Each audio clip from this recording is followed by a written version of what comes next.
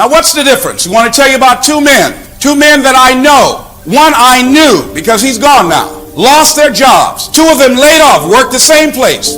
One started going out looking for a job. Other one also went out looking for a job. Something came into play for both of them that happens to us every day. It's called eyesight and mindsight. Eyesight is what you see in your life. Eyes tell you, look into the future. What is it you want? What is it you'd like to create for you? In order to begin to choose your future, one of the things you've got to do is you've got to release your past. You've got to release your history to create a new reality for yourself. Most people live out of their memory as opposed to their imagination. Einstein said the imagination is the preview of what's to come in your life. So most people don't use their imaginations. Most people don't dream anymore. Why? Because through the conditioning process of life, after so many rejections, see, you know what you can do. You know what you have done. And you also have seen what has been done by others in your environment and by others in your circumstances. Then you look at where you want to go. And what most people do, they do that which they feel they know that can work because they've already done it or they've seen it done. And so they allow their negative history to determine the possibilities for them. And so when they run into a roadblock, even if they have something beyond their comfort zone, when they run into a roadblock, something happens to them. Guy just finished writing about this in the book. He did extensive study, and he talked about your self-explanatory style. This is what happened to these two men. Both of them worked for the same company. They were laid off. They went out looking for jobs. They faced rejection after rejection after rejection. No, we don't have any work. No, we don't have any work. No, we don't have any work. One stopped going after around 25 turndowns. And he felt personally rejected. He internalized it. He stayed home. He became angry. He became bitter. He became cynical. He started looking at television every day. Then started having a beer and then another beer. And this guy just gave up. And his wife said, why don't you go and just try again? And he, okay, look here, there are no jobs out there. And he became argumentative and toxic. This other guy kept on working at trying to find a job, kept on looking, and was willing to do anything, odds and ends. He just kept on going. Other guy stopped, stayed home, started feeling sorry for himself, became angry, started telling anybody who would listen about his employer and how wrong they were, and started talking about how much money he lost, and that's all he knew how to do. And he became more and more depressed, more and more withdrawn, angrier and angrier and angrier. Then he started talking to other negative people just like himself, drowning himself in self-pity and sorrow and other toxic, do-nothing, hopeless people like himself. And pretty soon, one day he got up after several months, about 2 or 3 months, and drove his wife to work. Said, look, I'd like to use the car today. She said, why? She was kind of happy, thought he was going to start going out looking for a job again. He said, yes, I am. Drove his wife to work, dropped the kids off to school, came home, drove into the garage, closed the door, left the car running, and took his young 37-year-old life. His mindsight told him, your situation is hopeless. And the fact that his wife was working and supportive of him really didn't mean anything. He felt less than a man because he couldn't provide for his family. He looked at his situation and he felt like he couldn't get out. There's no hope for him. He kept on reading the newspapers and listening to the television and other negative people, and he felt there was no way out. Other guy, around 5 or 6 months later, guy who kept on facing those no's and rejections and whose explanatory style told him there must be a job somewhere, someplace out here with my name on it. He kept on and he found one. Two men faced with the same thing.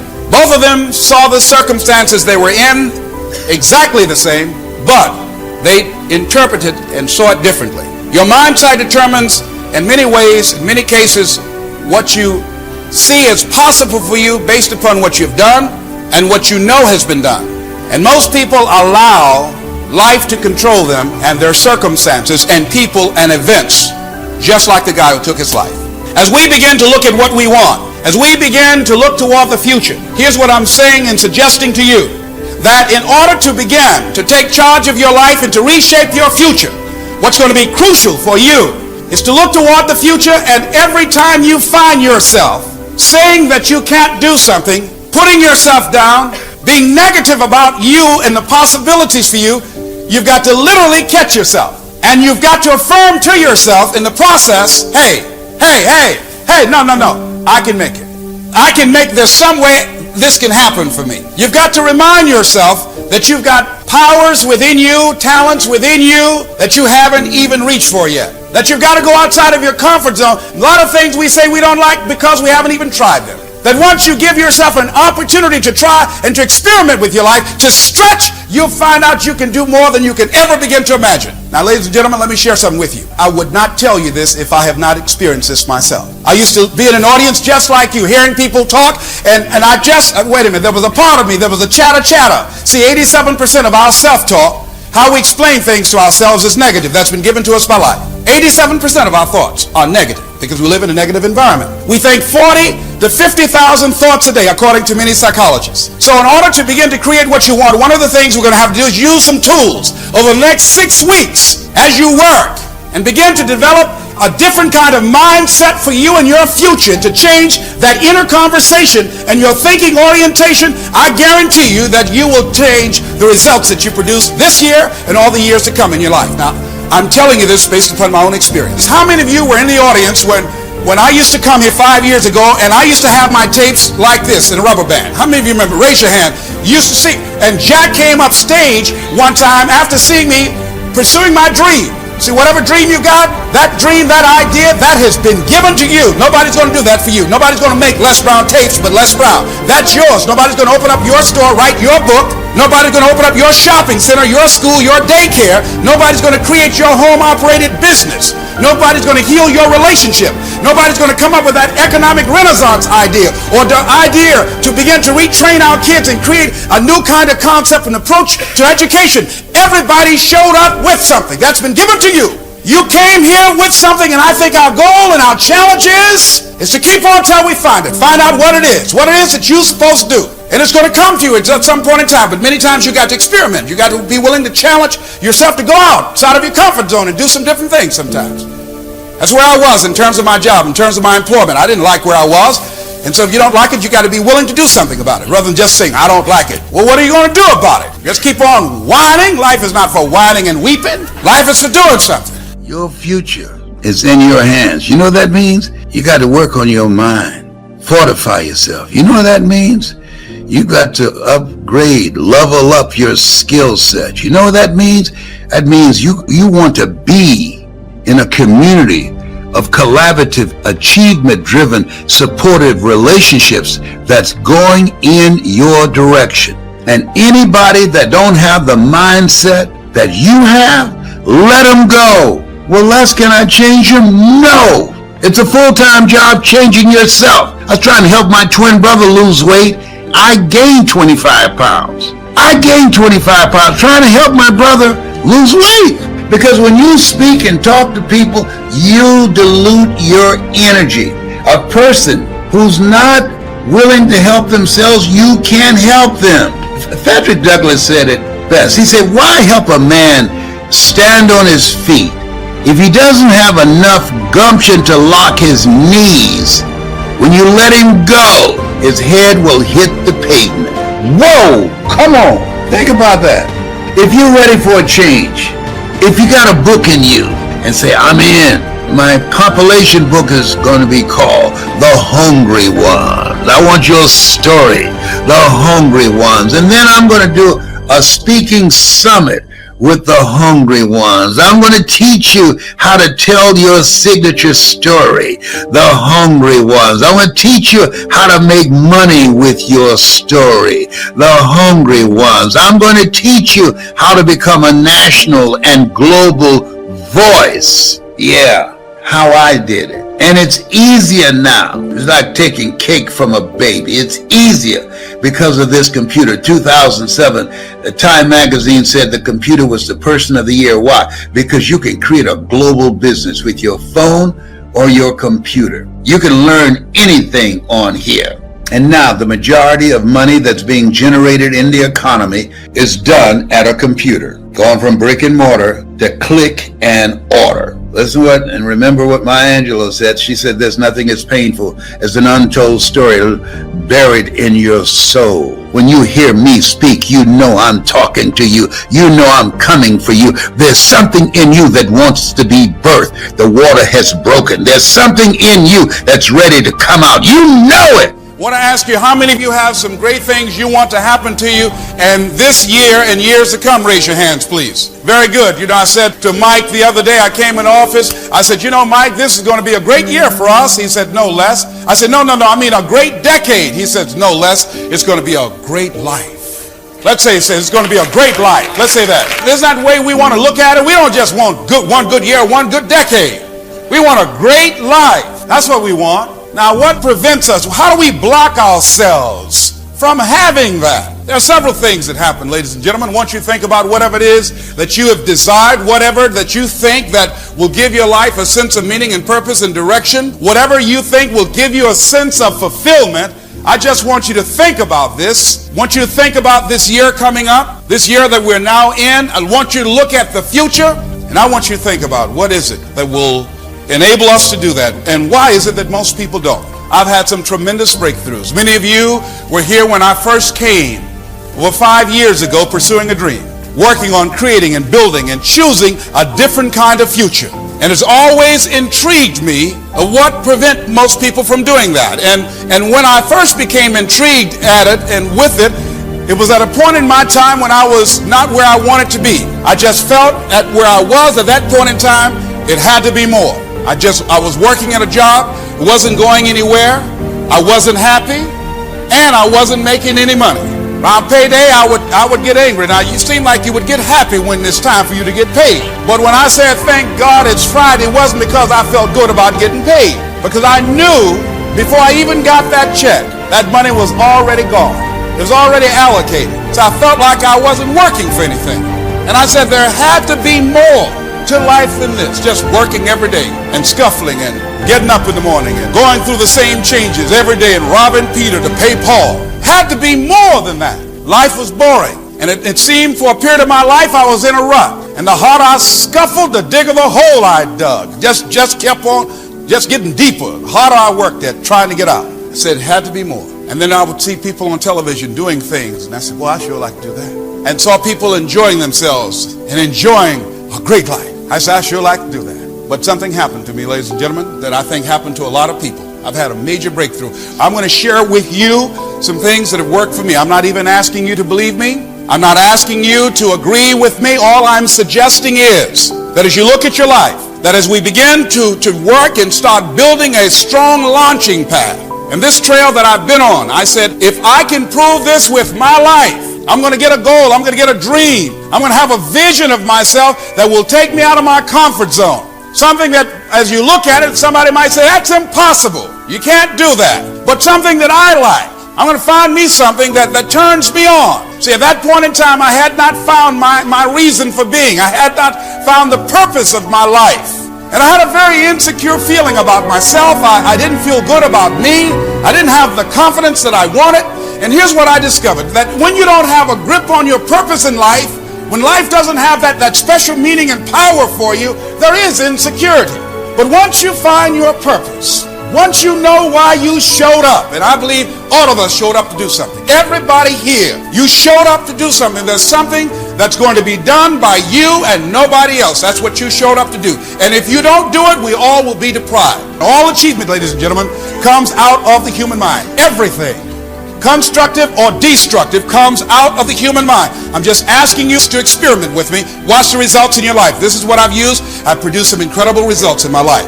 Okay, Mastermind Goal Achievers Journal. You can get it in the bookstore. Here's what you do. Once you go to that page there dealing with goals, all right? You write your goal down. Now, if you don't know what your goal is right now, don't worry. Just make something up and write that down. You got to have something you're aiming at. People are aiming at nothing in life, end up hitting nothing dead on the head. So you got to have a target. Got to have a target now. See, Zig Ziglar talking about don't become a wandering generality, All right. Okay, now one of the things you're going to do, what are the things you've done this past year that you feel grateful about? I feel good about the fact that I achieved one of my major goals. When I was on PBS, I enjoyed that. Other thing is, I had a major goal in 1991. I told my staff, I'm going to do $1 million.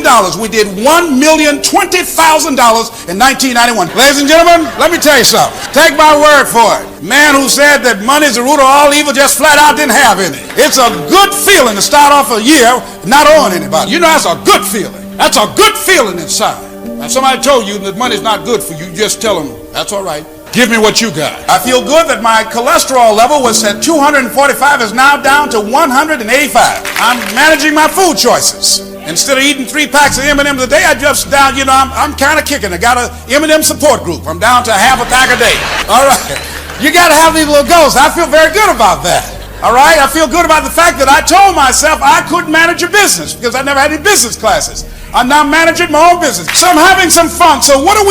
You want to begin, look at what your goals are. Write your goals down. Then you got a personal inventory here. You write down what it is you want to achieve, also the goals and things you want to do in your book. One of my goals was to improve my relationship with my children, to manage my time more effectively, to spend time with them. As a divorced father, I live in Detroit, Michigan. My children live in Columbus, Ohio. So I had to manage my time, flying back and forth, flying them in to me, but scheduling and making that important of spending time with my children. It's easy to send them to check, something else to put them in my life and allow them to be able to have the influence of my personality and my presence.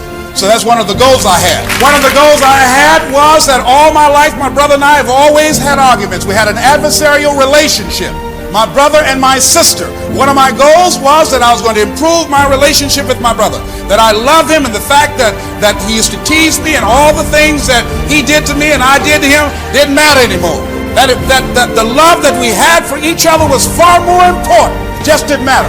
I just decided that I wasn't going to allow whatever he said about me to get me upset anymore. See, people that lose out in life allow themselves to be controlled by life, by people, and circumstances. So that was one of my goals, to improve my relationship with him, to have a loving relationship.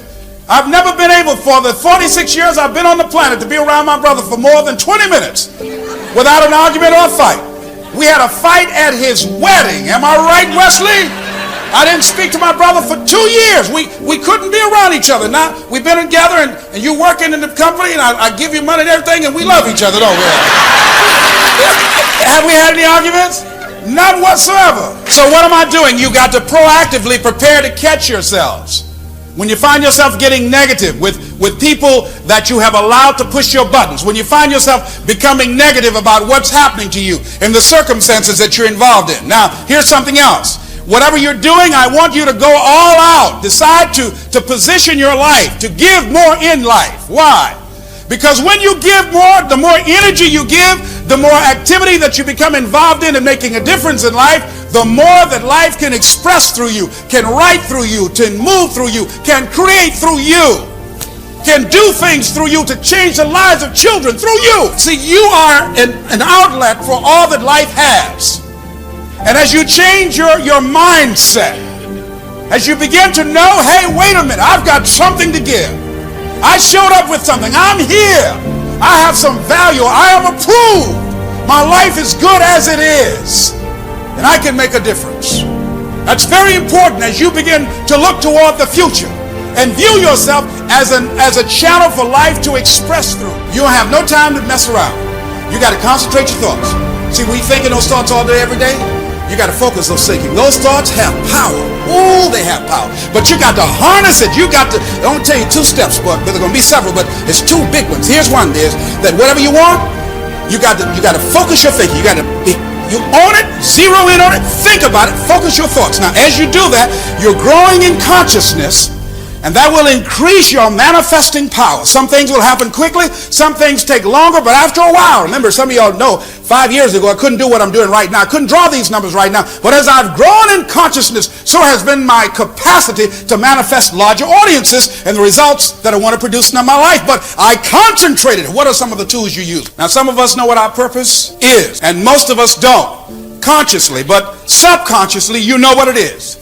It's in you. You showed up with that in you. How do birds know how to fly from the north to the south during winter, and no one ever gave them any navigational training or told them which way to go? How do they know how to do that? They showed up with it. I believe we got that in us. There most certainly are times when we feel like that. When you say, I don't have any idea whatsoever of what I'm going to do to pull this out. Been in situations like that, where I had deadlines I had to meet. I didn't meet those deadlines, and I lost a car, lost a home, lights were cut off, telephone was cut off. All of those things are going to happen to you at different points in life. Now, question is, what does it really mean?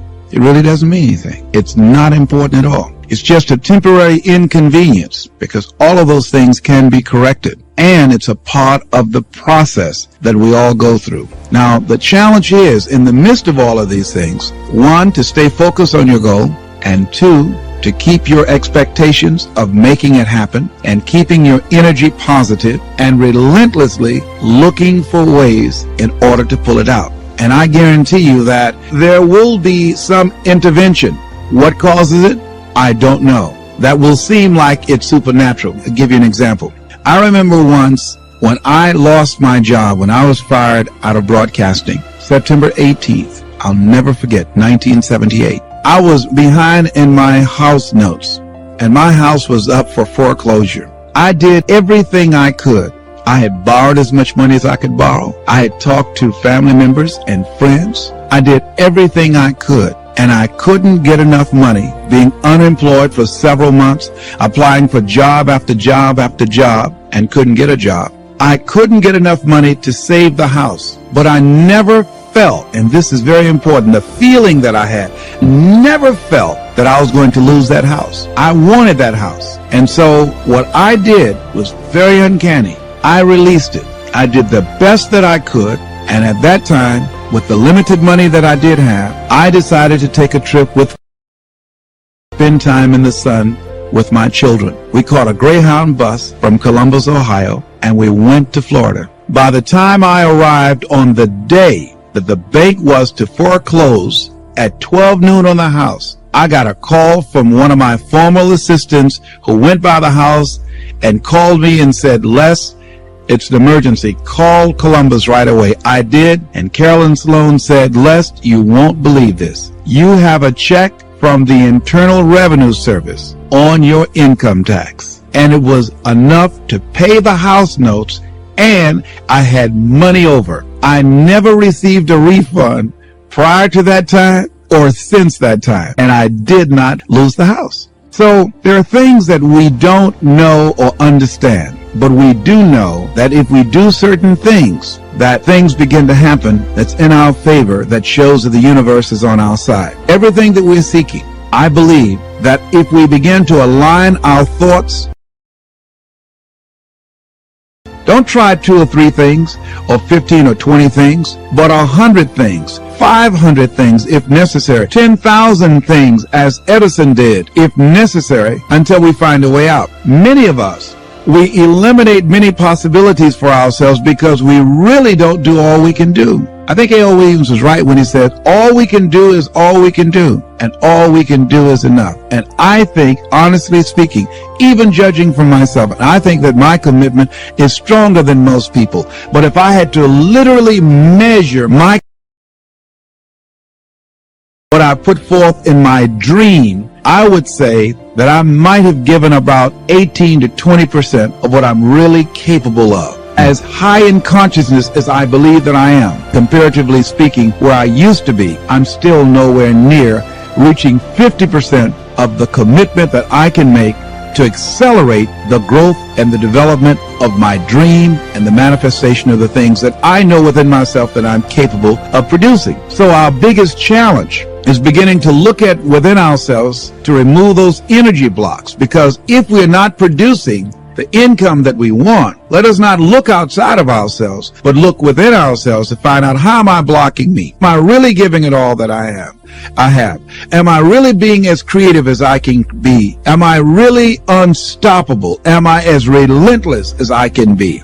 Am I exhausting every means possible? Am I turning up every rock to find what it is that I'm looking for? That what resides between our ears, when we're thinking about how do I come up with $500, $1,200, or $2,000, is the same gray matter that resides between the ears of a Ross Perot or Donald Trump when his bankers say, you've got 30. How is it that one man or woman can do it and do 1,000,000 times more than these other people, and the other ones don't? It has to be consciousness. It has to be, and when we talk about consciousness, we're talking about a collection of our thoughts, our feelings, and our emotions and experiences used as an active force to produce in our lives that which we want to produce. Because everything that exists in life the microphones that we're speaking in, the shoes that we have on our feet, the chairs that we're sitting in, the clothes that we're wearing, the homes that we live in, the cars that we drive, all of that came out of our consciousness. That all came out of the invisible into the visible. And man was the vehicle, the outlet to produce that. Wherever we have stopped in our dream, we stopped at a place called willingness. Anybody that has fallen short of their goals, they ran into something that they were not willing to handle. Because in order to reach your dream, in order to make things happen, there must be a willingness to do what is required. If the need is to raise $2,000, and let's say you have a set of tapes for $40, are you willing to make 200 calls a day? Are you willing to stand on a corner and talk to people and say, listen, I've got a set of tapes here that can change your life? Are you willing to make the commitment that you will not go to sleep until you sell at least 10 tapes a day? Are you willing to say, if it takes me 12 hours walking and talking to people all day long until I find 10 people that will say yes, if I have to talk to 200 people or 300 people, that in order to provide food for my family, to provide shelter, to not to have creditors hounding me, am I willing to talk to 300 people a day? Am I willing to stand in an airport and sell tapes? Am I willing to go out and make calls again and again and again? Am I willing to knock on doors? Am I willing to do that? See, if we have some skill, some ability, some knowledge, or some product, then the only thing that's between us and what we want to generate is our willingness to expend the energy to produce the results that we want. Am I willing to wash cars? Am I willing to scrub floors? Am I willing to wash dishes? Am I willing to go out and speak or do seminars or workshops? What am I willing to do with my energy, my time, and my knowledge to produce the results? That's the bottom line. What are you willing to do? And what most people don't realize is they don't give up on their goals because it becomes insurmountable or it's impossible. Is that they just looked at what they wanted and they just decided within themselves, consciously or unconsciously, I'm not willing to produce this result. Are you willing to say that I need $2,000 between now and next week, and come hell or high water, I will produce that? That's the bottom line. Because the only thing that counts in life are results, not reasons of why you didn't do it, but results. That's the only thing that counts. And we are capable of producing results. That's it. That's the bottom line. Are you willing to honor your commitment to do that? What are you willing to do? How many floors are you willing to mop? How many shoes are you willing to shine? How many phone calls are you willing to make? How many sales are you willing to make? How many jobs are you willing to hold? How much service are you willing to provide? That most people don't keep their commitments. They are not willing to be a no matter what person. That I'm going to make this happen no matter what. Most people use escape routes for themselves. Most people have something that they could point to justify why they haven't produced the results. Some reason. Well, people weren't buying, or the economy is soft. Somebody somewhere is buying. Somebody somewhere is spending some money. So as we begin to look at where we are, every time when I was working on developing my dream, and I knew that I had to do something, that I had to do it, I was always able to pull it out. Because I started thinking, a Walt Disney can do it. If a John D. Rockefeller can do it, then I can do it. Am I to believe that they have some license of exclusivity on producing wealth or producing results that I don't have? I think that it was a key given to us. I was reading the book called Succeeding Against the Odds by John H. Johnson. Good book. He said, for it is the most enduring element of our faith that I must conclude this speech by saying that men and women are limited not by the place of their birth, not by the color of their skin, but by the size of their hope. What is the size of your hope? As we begin to look at what it is we want to produce in our lives, I think another question could be asked, or to paraphrase what he said, what is the size of our commitment to make it happen? See, when you ask people to become a no matter what person, something inside of them begins to tremble because of the fact that we aren't accustomed to saying, I'm going to make this happen. Most people won't do that. Won't take that kind of stand and saying, I'm going to make this happen no matter what. Most people won't do that. That takes energy. That takes conviction. That takes a determination and a mindset. I'm going to do this. And I say that once you make the commitment, and that's what Goethe meant, and that whole piece he says about commitment, he says, once you make a commitment, providence moves too. All kinds of things happen that never would have happened. A whole stream of things happen that you could never anticipate it. I know that. And I think that Longfellow was right, who said, if you go to the gate and you knock loud enough and long enough, somebody's going to answer. I was in Poland, and I had a chance to meet a young man who'd never seen me in person, but he heard my voice. He was going through some tough times. He'd lost his mother, and he decided to bring me to Poland. He heard my voice, and it changed his life at a time that he was struggling, dealing with the passing of his mother, and he just lost connection with himself. And I just thought about what an honor it was to be able to reach him. And one of the things as I reflect on my life, I believe that we're all here for a reason, and we're all here for a purpose. As a 17-year cancer conqueror, I know that I have been given grace so that I can do something amazing with my life. I want to thank you for your support, for your prayers, and you have a voice. You have a story. And I say that it's on you to do something with your voice. It's on you to take responsibility, to use your story, to change people's lives. And there are people around the world who are waiting to hear you. I'm reminded of something Dr. Howard Thurman, who was a mentor to Dr. Martin Luther King Jr. and Albert Schweitzer and Mahatma Gandhi. He said, there's something in each and every one of you that waits and listens to the voice of the genuine in yourself. It will be perhaps the only guide and voice you will ever have. And if you cannot hear it, all of your life, your days will be spent on the ends of strings that somebody else pulls. And I say to you that the reason that you're listening to me right now is that you decided that you have a voice, that you have a story. There's something that you want to do with your voice and your story and your life. You have a dream to pull your own strings, to control your own destiny. You know, Helen Keller said life is either a daring adventure or it's boring. And you've decided, I want to make my life a daring adventure. How bad do you want it? How hungry are you? I see life waltzing with me, saying, you want a tango? Come on. You want this?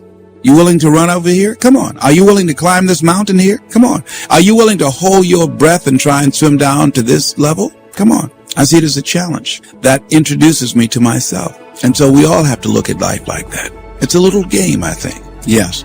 I'm saying they can give you the word. Now, you got a choice to accept the word or reject the word. See, there are diseases that people say are incurable. And they say they're incurable because records show or statistics indicate that 95% of the people that get this disease die. And I say that if 5% live, then the disease is not incurable. 5 people walked away. Now we need to look at those 5 and find out what was going on there. What happened? And I think that those 5 said, hey, I'm not ready to go. I've got some more living to do. I've got something else to do. And that they harness their feelings. They harness that healing energy that is within themselves, knowingly or unknowingly. They cause them to extend their lives. So what we've got to begin to do is only embrace those things that's for our highest good, that no one has the right to determine or has the knowledge to say how long we're going to be here, and that we can choose to surrender or we can choose to take a stand and fight. And there are a lot of people who fight who are still here. There are people who fight and who go. But at least they go out fighting. They didn't just surrender. They didn't just throw in the towel on themselves. And I'm saying there is something in us. There's a power and an energy that's in us that we owe it to ourselves to take on anything. Dis-ease in the body, poverty, opposition, whatever is between that and which we desire and we feel that will give us a full and rich life. We should fight for it. And you've just got to decide that my life is worth this kind of effort and fight with everything in you, night and day, with every breath that you have. Most people don't have that kind of fighting spirit. Most people expend more energy watching a football game or a basketball game or some type of sporting event than they will give to their dream. They'll spend more time talking about what happened on television in some soap opera or some spectacular entertainment event stress-relieving activity than focusing on the possibilities for their own lives. They don't get that excited about themselves and their own potential for greatness. And I'm saying that we need to begin to start focusing in on ourselves and using our energies to move us from where we are in the direction of where we want to go. Overcoming the automatic mind that our experiences, our past results have told us, our current reality, beginning to know that this is not it, that we are always involved in either creating reality or buying into the reality that we see. So if we begin to learn how not to judge according to appearances, as we begin to, with everything in us, tenaciously to pull down the strongholds on our minds and do maintenance work to make sure that those negative thoughts and that automatic mind doesn't creep in on us again, so we're worrying about or beginning to only focus on and see the obstacles and the limitations as opposed to the solutions or the possibilities. As we work on ourselves constantly, what we will find is that we become at one or in alignment with the universe, and we are able to produce what appear to be miracles to most people, but it's only a perfect outworking of the law when we are working in harmony with the universe. And so the key to it is beginning to continue to have a vision of what you want to create, of constantly working with your feelings and your energy, keeping it positive, and engaging in actions and having things where the pictures, scriptures, music, friends, relationships, goals that challenge you and feed into you and create this new reality for yourself. Because as you continue to hold that in focus, as you continue to charge that with words and sell yourself on your having it, acting as if it already is, when you finally get that feeling, hit that level of consciousness, it will manifest. People come out of nowhere and support you. You get unexpected money that you had no idea that was going to come your way. Help and assistance from strangers comes to you and you say, whoa. You begin to discover things showing up that you need, that you didn't even know you needed them. And here they are right here at your disposal when you get to that new level of consciousness. The key is the people that I have read, the Thomas Edisons, the John H. Johnsons, the Dr. Norman Vincent Peales, the great inventors, the George Washington Carvers, the Dr. Benjamin Mazes. These people had dogged determination. They knew it, they saw it, they felt it, they experienced it. There was a consciousness about them. And I think one of the greatest manifestations of that in our time, I would say Nelson Mandela. That why is it that so many people who took the stand he took died and he didn't? How is it? What is it that will give a man or a woman that kind of determination to give up 26 years of their lives, facing death every day, that they not wimp out or not fold or collapse, not surrender? What is it about a human being? I'm saying that the human spirit is so enormously powerful beyond our wildest imagination, that one entity could bring a government to its knees or begin to dismantle an unjust form of government. What is it? What is it about a human being, about a Mother Teresa, about a Mahatma Gandhi, about a Benjamin Disraeli, about a Winston Churchill, about a Martin Luther King? What is it about those people that can affect humanity in the way that they have in a historical context? Will never be the same again. And I say that whatever it is in them, we're all endowed with that and have the capacity to produce those kind of results in our lives. Yes, and we all have the ability to align ourselves with something that will outlast us, something that is bigger than ourselves, and energize and propel us to new levels of consciousness. That's right. And to know that whatever happens to us, we're better than that. That not to judge ourselves based upon the results that we're producing right now and based upon our circumstances. Our circumstances do not determine us. Even the results, they're only a reflection of what we've become. And we can always have more and do more because we can always become more. So once again, going back to the drawing board, working on ourselves. Not even looking at the problem, not even focusing on the circumstances, but just working within, knowing that as I go within, as I read, as I meditate, as I begin to contemplate and become at one with this force that is within me, that this too shall pass away. It has not come to stay. And it reminds me I must prove it every day. But if you can begin not to focus on and accept your current reality as what's it for you, beginning to know that you are involved in creating reality, And that breakthrough, the level of energy, the kind of thinking, the kind of person you must be in order to produce those results, that you're getting out of step with the common thinking of all mankind. You're marching to the beat of a different drummer. That can be lonely, and that can feel awkward and strange and weird, and it's okay. And the kind of person you become will give you such a feeling of self-appreciation and self-respect. You'll be glad that life did not deny you the opportunity of experiencing what you had to experience in order to enjoy that, because you know you got it the old-fashioned way. But that's how you know yourself. For 15 years, before I made the decision that I was going to stand up and be a professional speaker, for 15 years, I allowed fear to keep me silent. One, I thought that I would not be good enough. I have no college training. I never worked for any major corporation. I mean, there's some things I feel strongly about, but why would anybody would gather in an auditorium to listen to me? I mean, I'm nobody. And that kind of thinking fed the fear of failure, fed the fear of disappointment, fed the fear that I wasn't good enough, fed that fear of they're not going to like me.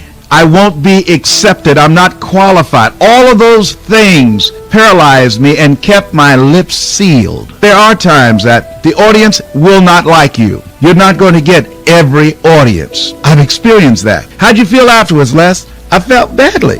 And I looked at myself. I listened to the tape. I went back to the drawing board and say, what did I do wrong? What is it that I can do to improve myself?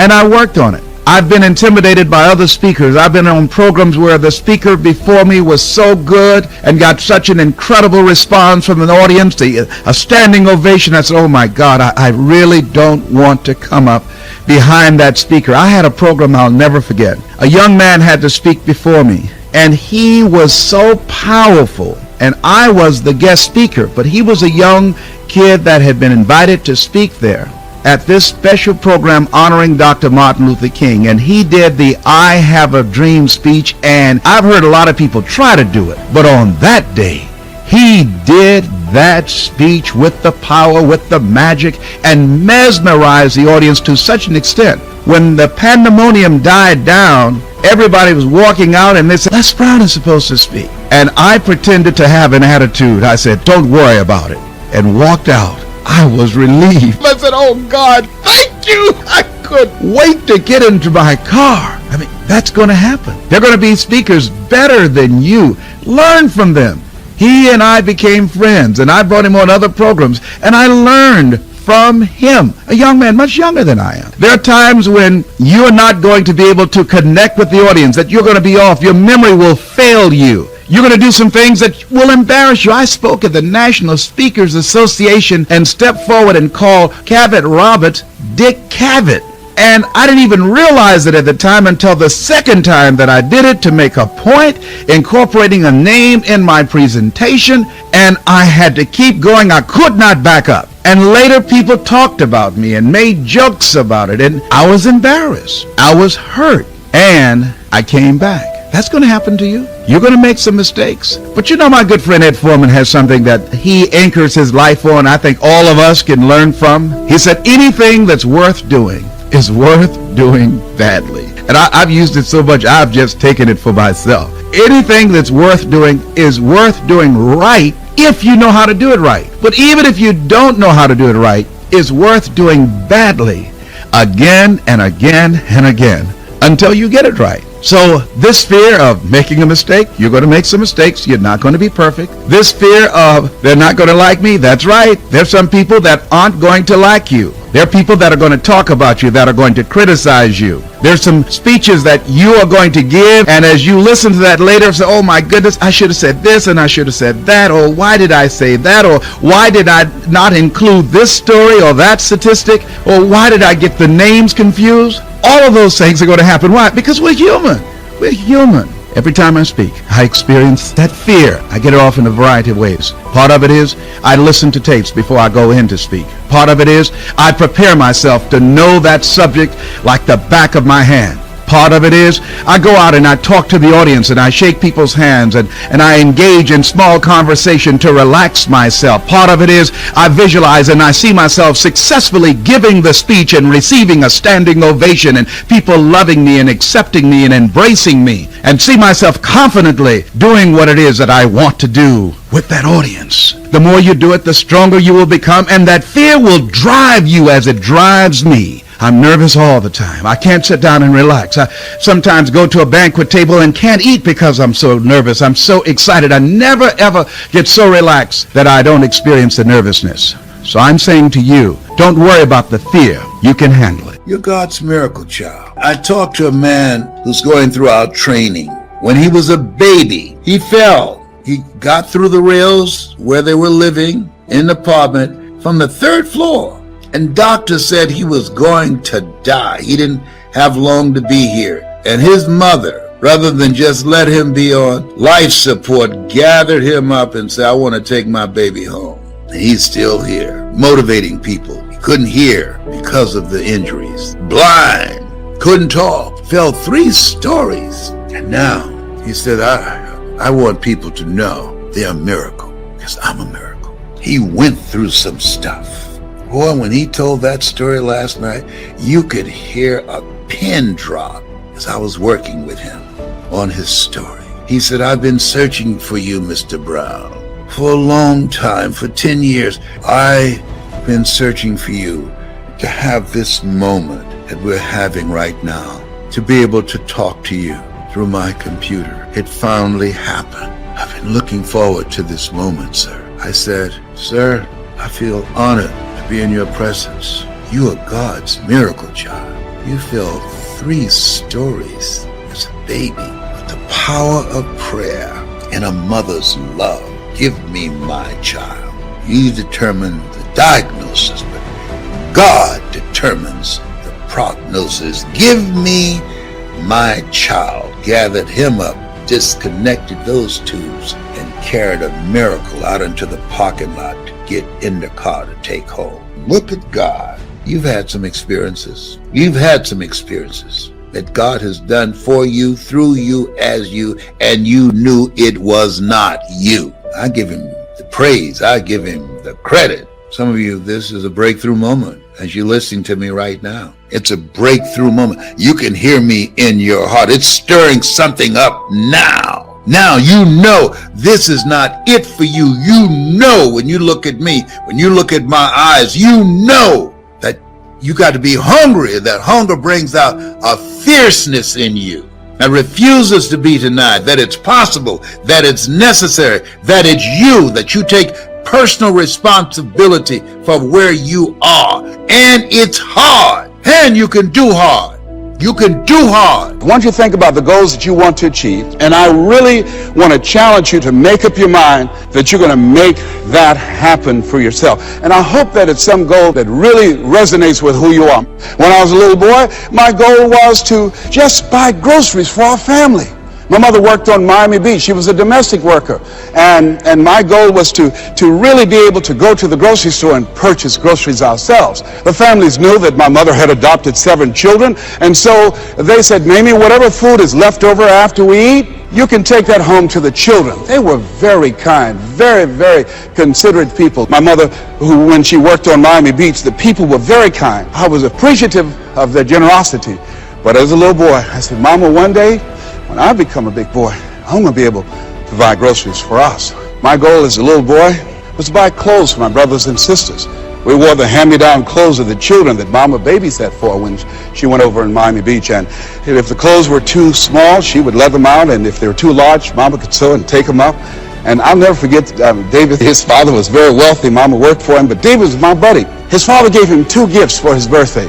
Gave him a brand new boat, but he also gave him some motivational tapes. Earl Nightingale, I'll never forget. So he said, David, man, let me tell you something. When I die, you're going to get everything. I want you to listen to these tapes. And when his father left the room, David threw those tapes in the wastebasket. I said, David, could I have those tapes? He said, yes. I said, man, your father said, if you listen to these, you can get more and do more than what he's done. He said, hey, look, I'm going to get everything anyhow. Go ahead, take them. I told my children, I'm not leaving them anything. If I had a quarter and thought I was going to die, I'll swallow it. It's not what you leave for your children, it's what you leave in them. I look at you, I say, you have greatness within you. You have the ability to do more than you can ever begin to imagine. No one could have convinced me that I would be doing what I'm doing right now. You know, the easiest thing I do every year is go into a sales organization and dramatically increase their sales, or go into a prison and enable prisoners to see themselves differently and teach them the methods and techniques of how to plug into the system, or motivate young people to begin to see how they can have a vision of themselves in the future and fit. That's the easiest thing I do, or train a speaker to help them to leverage their experience as a speaker and say, look, speaking is a projection of who you are, not who you think you ought to be, and come with power from a platform. That's the easiest thing I've ever done. Let me share with you the most difficult thing I've ever done. The most difficult thing I've ever done was to believe that I can do what I'm now doing. No one could have convinced me, just given my circumstances. I earn millions of dollars every year. No one could have convinced me. If both my parents came up here right now, I would not know either one. No one could have convinced me, being labeled educable, mental retarded, born in an abandoned building on floor in Liberty City, poor section of Miami, Florida, failing twice in school, no college training, never worked for a major corporation. I did not know I can do what I'm doing right now. Never forget Mike Williams, my mentor. I think a lot of people fail in life because of the fact that they need some mentoring, they need some coaching. See, you can't see the picture when you're in the frame. And here's something I realized. Sometimes you have to believe in somebody's belief in you until your belief kicks in. I kept holding on to my mother saying, you're special, Leslie, when they said you're educable, mentally retarded. Mama didn't know what that meant. She only had a third grade education. So she said, he'll be all right, he'll be fine. But she said, you're special, baby. You are special. And they kept saying that over and over again. Faith comes by hearing and hearing and hearing. As you think about your goals and your dream, it's possible together. See, most people never achieve their goals because most people suffer from possibility blindness. They look around trying to think about the things that they don't have. Robert Roots, a young man who wrote a book about success principles of the Three Little Pigs, he said, it's not what you don't have, is what you think you need that keeps you from being successful or happy in life. It's not what you don't have. See, I was focused on what I didn't have. Don't have a college degree, don't have any credentials, never worked for a major corporation. I was focused on the negative things. It said, negative things are the things that you see when you're not focused on your goal. What do you come with? What is it that you have within you that you showed up to bring? Hey, Les, you don't know, but my dream is a long shot. A friend of mine, Dexter Yeager, said when the dream is big enough, the odds don't matter. I'm reminded of a great man when I was reading Time magazine talking about some of the great minds of the last century. They didn't mention his name, Dr. Howard Thurman, one of the mentors of Dr. Martin Luther King Jr., and also an advisor to Mahatma Gandhi and Albert Schweitzer. And he said, the ideal situation for a man or woman to die is to have family members standing around their bed praying with them as they cross over. But imagine, if you will, being on your deathbed and standing around your bed, the dreams given to you by life, the ideas that you never acted on, the talents, the gifts, the abilities that you never used. And there they are, standing around your bed, looking at you with large, angry eyes, saying, we came to you, and only you could have given us life. And now we must die with you forever. And the question is, if you died this very moment, what will die with you?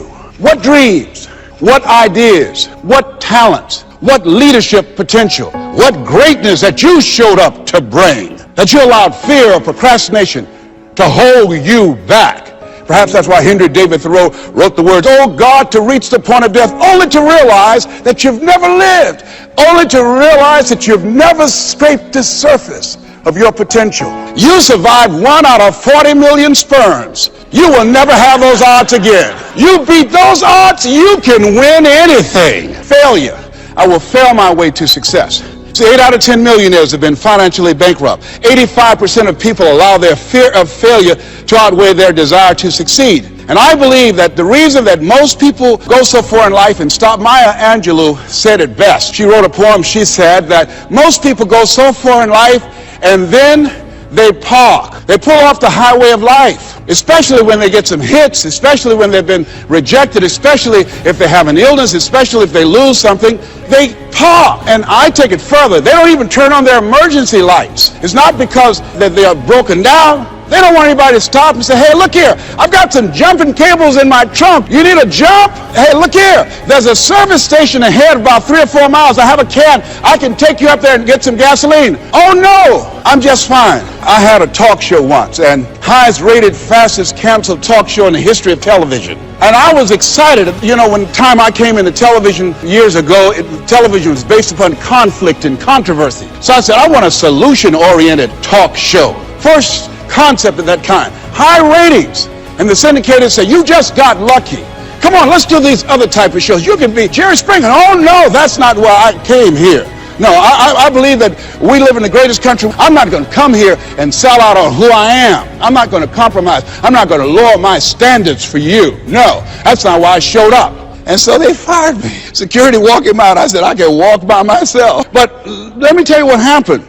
I took a hit. And I parked. It wasn't that I didn't have the ability to do more. My concept was good. But what happened when I took the hit, when they canceled the show, I canceled myself. When they said the show is going to be taken off television, it won't work, I told myself, Les, you can't succeed in television. And I parked. You know what I did? I went back to my comfort zone as a motivational speaker. I'm doing better than most people. That's nothing to compare yourself and then make yourself feel better. No, I parked. I didn't have my emergency lights on. I didn't want to show up on the radar. I parked. You know how long I parked? I parked for 10 years. Do you hear me? Now, unlike Regis Philbin, when his shows were canceled, he kept going. He kept going. He kept going. And he got other shows. I bet you somebody gave him a push. Somebody said, hey, you need a lift. I didn't even make that an option for me. I got off the highway, I went back to my comfort zone, and I parked. The show failed, and I identified myself as a failure. One day, just flipping the channels, looking at PBS, and saw Wayne Dyer, my friend Wayne Dyer. We're both in our 60s. Wayne is still doing it. I said, hey, I've got some more stuff in me. I've got another PBS special in me. I've got some other ideas. You know, Oprah and Phil, they're doing my stuff. Maybe I need to come back out here. And I went back and started calling PBS and different people. They said, Les, what happened to you? I said, I didn't know whether or not anybody would be interested in me because the show was canceled. No, you had some good ideas. And when they said, yeah, we would love to do a show with you. I went into the studio and people that worked with 10 years ago, they were still there. And I said, guys, you know, do you guys still have it? They said, we have it. Do you have it?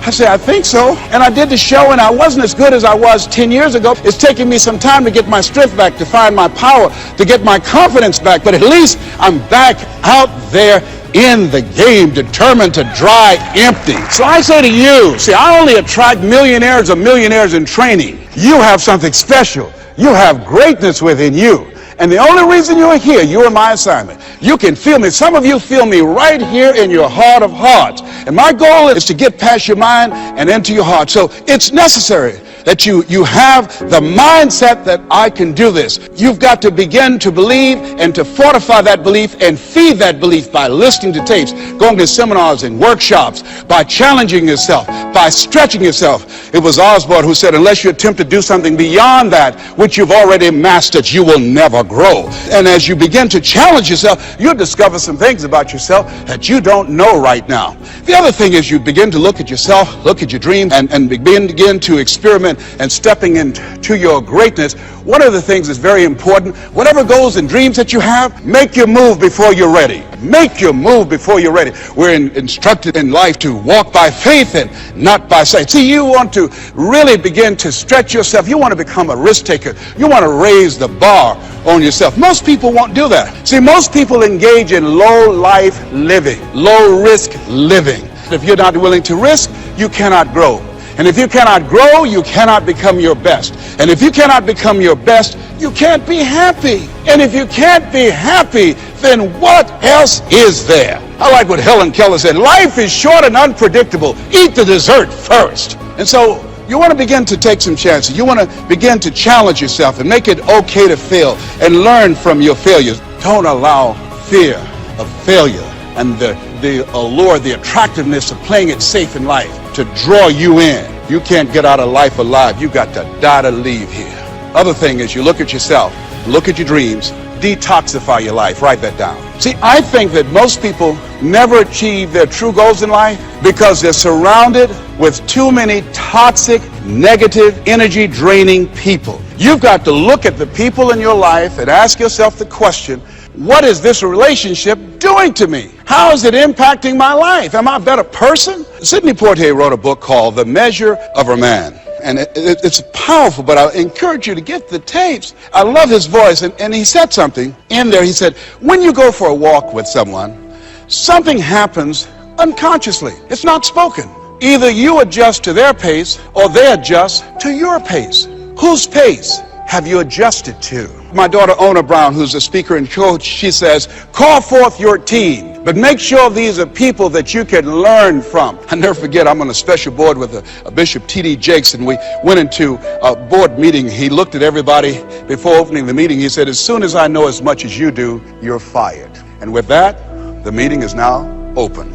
Everybody continued to learn on that board. Trust me that a friend of mine, he said, if you're the smartest one in your group, you need to get a new group. So as you look at yourself and look into the future, call forth your team. George Fraser says your network determines your net worth. Who do you allow to be in your ear?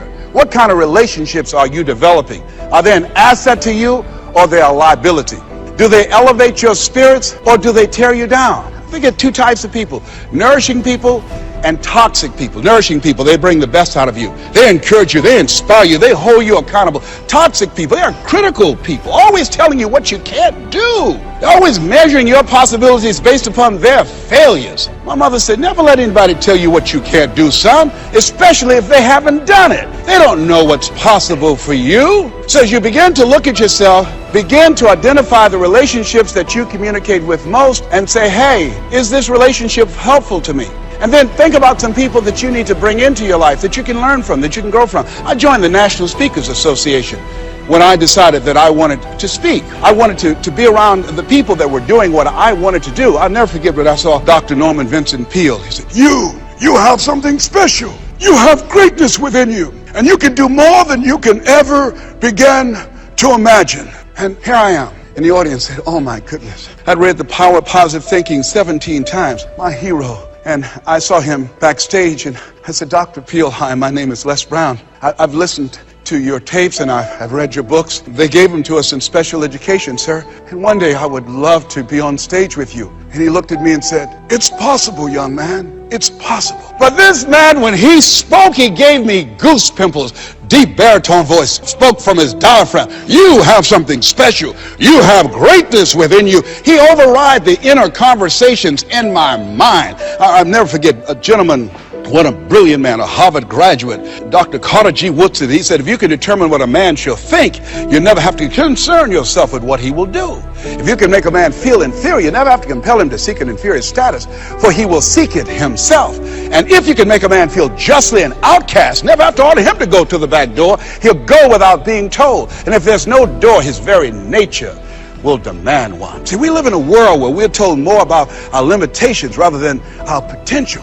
How many of you have ever been told that you couldn't do something? You know, MIT did a study that if I say to you, you can't do that, that 16 people have to come along and say, you can do that, you can do that, you can do that, to neutralize that, and the 17th statement that you hear, you can do it, will be the one that will finally stick. So you have to watch who's speaking into you. You've got to begin to monitor your mind, and you've got to begin to literally be proactive in programming yourself to success. Be ye not conformed to this world. Be ye transformed by the renewing of your mind. You've got to take responsibility to make that happen. And as you begin to do that, you'll begin to see some incredible changes in your life. I understand now when Earl Nightingale said, all of us are self-made, but only the successful will admit it.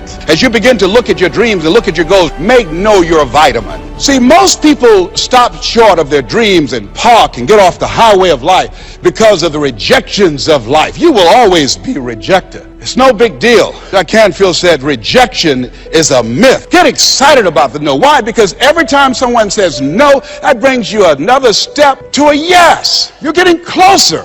Trust me, you will win if you don't quit. You will win if you don't quit. Even a broke clock is right twice a day. The other thing is As you look at yourself and look at your goals and look at your dreams, assess yourself. What are your strengths? What are your weaknesses? What do you bring to the table? When I looked at becoming a motivational speaker, I looked at all the speakers and I noticed that they were pretty much scripted. So I said, what is it that can make me stand out? I don't have any college education. I don't have any credentials. I never worked for a major corporation. What is it I can do to offset my weaknesses? Mr. Washington, Mr. Brown, yes, sir. What do you want to do with your life? I want to become successful. Good. He said, you must be willing to do the things today others won't do in order to have the things tomorrow others won't have. That's why you said you have something special. See, very few people go to seminars and workshops. They'll go to a concert, but showing up to get something that can expand their minds and help them to begin to see their lives differently, to give them a larger vision of themselves, they'll be too busy. Or they say, well, how much does it cost? Well, information costs, but it pays for itself. It's possible you can live your dream. It's necessary that you have the mindset that I'm going to do this. But you've got to take ownership. You've got to decide, hey, I'm going to do this. You've got to take responsibility for your life. George Bernard Shaw said the people that make it in this life, they look around for the circumstances that they want, and if they can't find them, they create them. You've got to decide, it's me. You've got to say, and say this with conviction, I expect to win.